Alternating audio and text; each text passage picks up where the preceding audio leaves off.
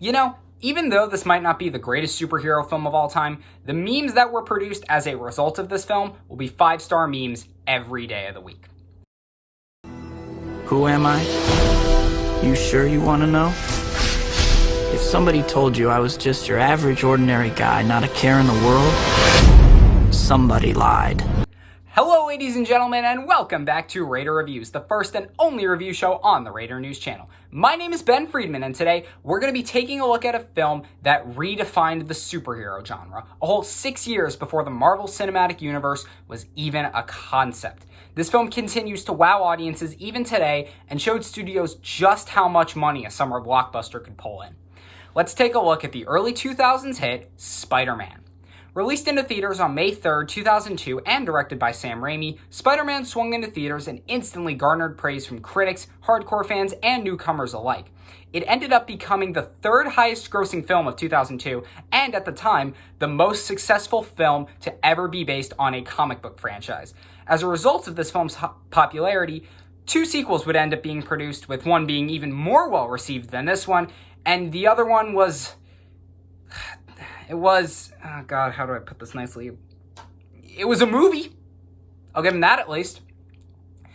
While Spider-Man is now one of the most popular superheroes ever to grace the silver screen, even to the point where Disney and Sony got in a month-long bidding war over the movie rights, I thought it would be fun to take a look at where it all began.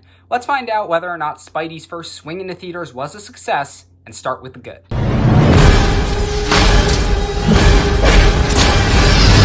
Number 1, the acting. This section is mainly going to dial in on 3 specific performances. First up, Willem Dafoe as Norman Osborn, aka the Green Goblin. Honestly, what can I say that hasn't already been said about this guy and this performance? He lands every dramatic and comedic beat perfectly, wowing audiences with his range as the mostly stable Osborn and the not-so-stable Green Goblin. Dafoe cranks out an incredible display of acting, even if it is just a supporting role.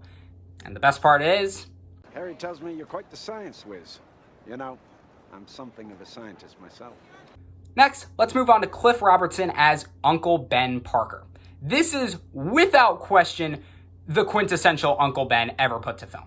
Everything about him, from his quips to the inflections in his voice to a very certain scene, which I'll be sure to talk about later, everything about him is both written and acted to perfection, and it really leaves an impact on the viewer throughout the entire film and beyond. It's an impactful role that goes above and beyond the call of duty to make sure that you always remember it. And finally, we get to the one and only J.K. Simmons as J. Jonah Jameson. Well, need I say more? There is nothing I could possibly say to project the cadence of his awesomeness. Just go on YouTube and find any clip in any of the 3 movies he's in. In fact, here's one for free. Spider-Man and the Green Goblin. The Green Goblin, you like that? Mr. Jameson. Made it up myself. These weirdos all gotta have a name now. Mr. Jameson, Spider-Man. Hoffman, Yeah? call the patent office, copyright the name Green Goblin. I want a corner every time somebody says it. How about green meanie? Number 2, the story. On paper, origin stories should be really easy to adapt into film form, but Spider-Man honestly gets it all down perfectly. Every beat is reminiscent of the classic tale of Spidey, from the radioactive spider, his love for Mary Jane, the creation of the Green Goblin, and even the tragic death of Uncle Ben. Every story beat feels like it was taken right out of the comics. Even a lot of the characters and moments feel like more goofy and more over-exaggerated, but in a good way. Now, a direct adaptation of a comic can't always be the best thing, and we'll get to that later, but the story and its structure feel like a perfect representation of the Stan Lee and Steve Ditko comics that came before it. Lee himself was even a producer, so you know that this film had his stamp of approval.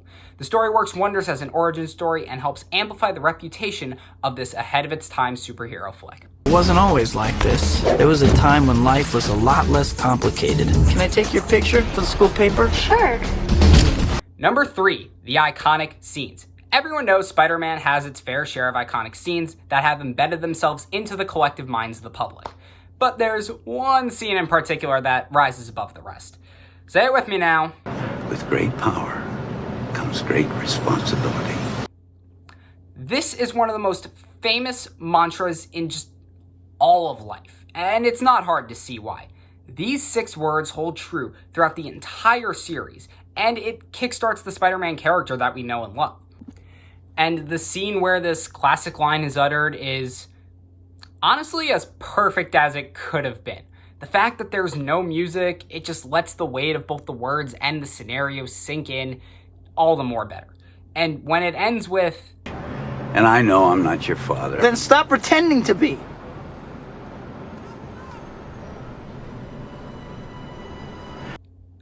followed by just silence, that hurts, man. The impact of that scene really just sticks with you for the entire film, and it really makes you think about yourself and your own powers, per se, and responsibility that comes with those powers. And while it acts as a mostly triumphant phrase in the end, it makes the effect of Uncle Ben's death just that much greater. It's a fantastic dramatic scene in this sometimes silly movie, but it sadly doesn't help avoid this film's major problems. Let's swing on over to the back.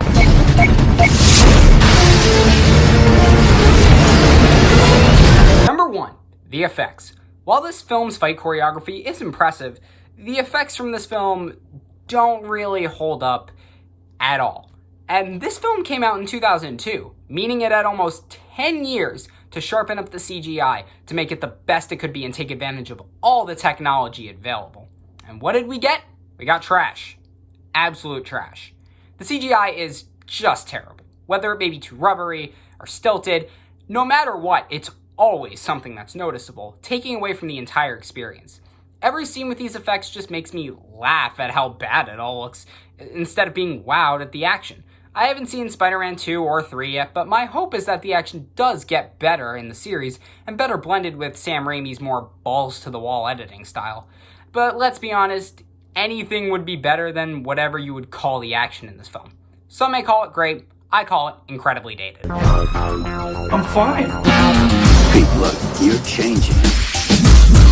I know I went through exactly the same thing at your age.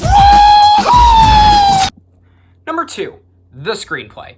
This is kind of a weird entry to put at this spot in the review, especially since I'm kind of contradicting one of my earlier points.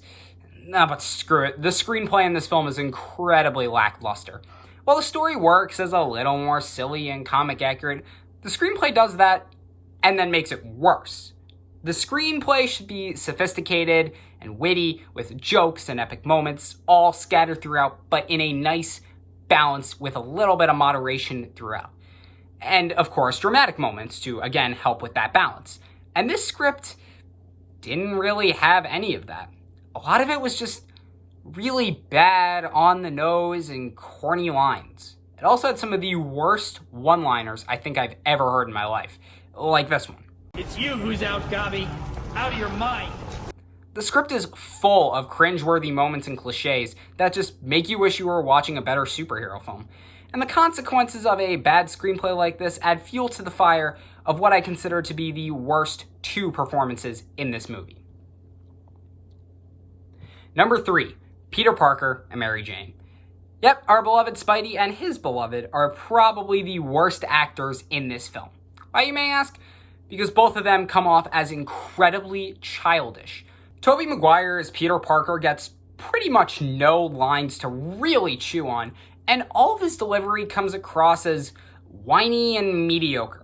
I feel like he's only giving 60% to this performance, not the 100% that other guys such as Dafoe, Simmons, or Robertson did.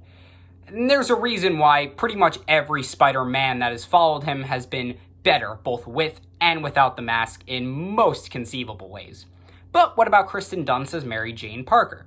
Well, let's just say that it's one of the things that they got wrong from the comics. Instead of being witty and headstrong, MJ is anything but. She is your typical damsel in distress, and her character is nowhere to be seen. Oh, sure, they try to give her something worthy of a story, but it leads to nothing. Nothing at all. Her character is incredibly one-dimensional, and she doesn't do or say anything to help out or push the story along in any real impactful way. It kind of just makes me wish Gwen Stacy dominated the Spider-Man canon like MJ does. Sadly, all we can do is dream. Let's finish with the bottom line.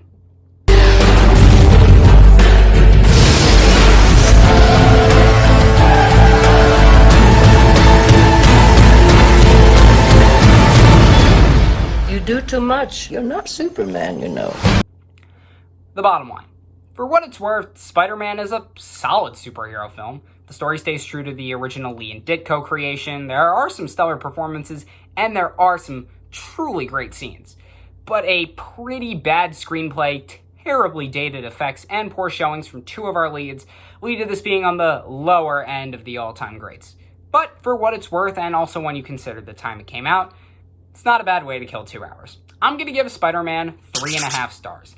Thank you all very much for watching. Make sure to like and subscribe. Check out everything coming out on Raider News. My name is Ben Friedman. Stay safe, and I will see you next time.